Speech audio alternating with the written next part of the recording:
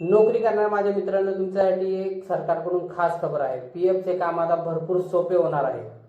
मित्रांनो, पण हा व्हिडिओ शेवटपर्यंत बघा. व्हिडिओच्या शेवटी तुमच्यासाठी एक बोनस टिप आहे.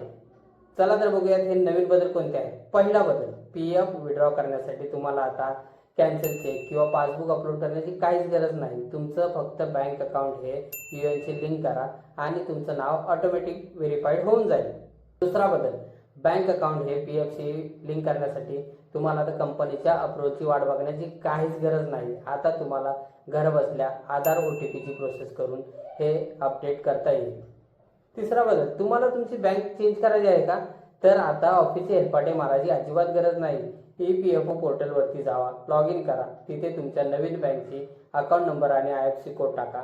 त्यानंतर OTP टाकलात की तुमची नवीन बँक लगेच अपडेट होऊन जाईल. आता मगाशी सांगितल्याप्रमाणे बोनस टिप, आता थोड्या दिवसातच तुम्हाला पीएफ हा डायरेक्ट ATM मधून विड्रॉ करता येईल.